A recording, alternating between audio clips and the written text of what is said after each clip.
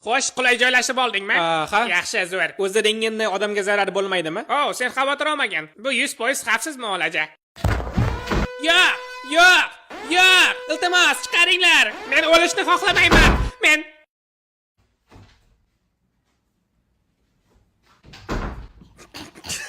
Qilishni bas qillaring. 100% xavfsiz emas. Bu bola endi nehuya farzand ko'ra olmaydi.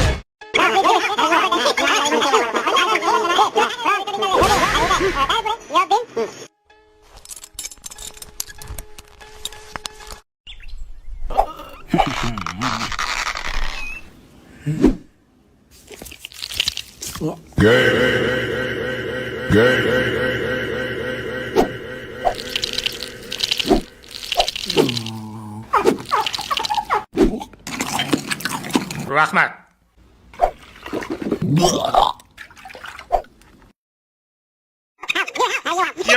Yo. 1 trilliondan kamiga rozi emasman.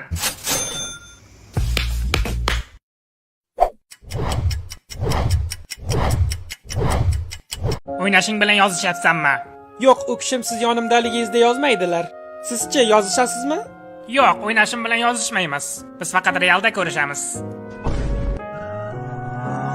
To'xta, yopana bro, bu prosta hazil edi. Demak, 3 ta ayol sizni zo'rlashmoqchi bo'lishdi. Ha, ular 3 kishi edi. Tashqi ko'rinishini tasvirlab bera olasizmi? Bittasi oppoq, sariq sochli edi. Sariq sochli, Ikkinchisi qora, uzun sochli edi. uzun sochli. Uchinchisi milfa edi. Milfa. Xo'sh, bu qayerda yuz berdi? Yeshmat ko'chasida. Soat nechida? 9:45 da. Yaxshi. Bu hodisa sodir bo'lganda qanaqa kiyimda edingiz? Xuddi shunaqa kiyingandim. Yaxshi, zo'r. Nega menga o'xshab kiyinib oldingiz? Yo'q, bu shunchaki surishtiruvning bir qismi. Men ularga xo'rak bo'lmoqchiman. Demak, 9:45 da Eshmat ko'chasida bo'ldi. 3 ta ayol. Men u yerga boraman, xo'pmi? Siz xavotir olmang, men ularni ushlayman. Kapitan, noma'lum bo'lgan jism aniqlandi. Yo'q qilishga ruxsat bering. Shoshmay tur, qo'ndivoy. Ko'raylikchi nima qilar ekan.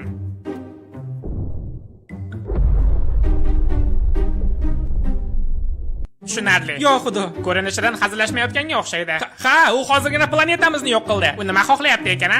Menimcha u xohlaganini qilib bo'ldi. Planetamiz endi yo'q. Bu gapni yana qaytaryapsan. Balki yangi gaplarni ham gapirarsan. Misol uchun, kapitan, bu sizning aybingiz emas, Bu sizning aybingiz. U ablaqni kemasiga aloqaga chaq. Nima deysiz unga? Boshqa bunday qilma deysizmi? Umuman olganda bu yaxshi g'oya. Lekin yo'q, bunday deb ko'ramiz. Ey, brat. Qo'ysangchi? Yaxshi ishmi endi shu? Keyin unga qanchalar ko'tni ishini qilganini tushuntirib ko'ramiz. Keyin undan kechirim so'rashini talab qilamiz. Farzandlarim bilan ko'proq vaqtni o'tkazishim kerak edi. Ha, pezdes bo'ldi. Qondaysan o'g'lim? Maktab yaxshimi? Ha, zo'r. Ana u ko'k sumkadagi kim edi? Kim? Ana ko'k sumkadagi. Qizil lipchikdagimi? Ko'k sumka bilan. Anumi? Ha. Kim edi o'sha? U sinfdoshim bo'ladi. Yo'g'i? Yonidagi qo'lidan ushlab olgani oyisimi? Ha? Dadasi ham olib ketgani kelib turadimi o'zi? Uni dadasi bo'lmasa kerak. Zo'r. Negadir bu bola bilan ilgari o'ynaganingni ko'rmagan ekanman. U meni o'rtog'im emas.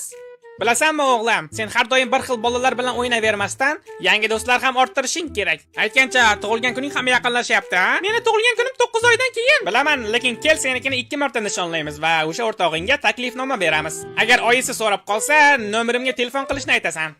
Keyin biz tug'ilgan kuningni birgalikda nishonlaymiz. Chunki u yaxshi bola ekan.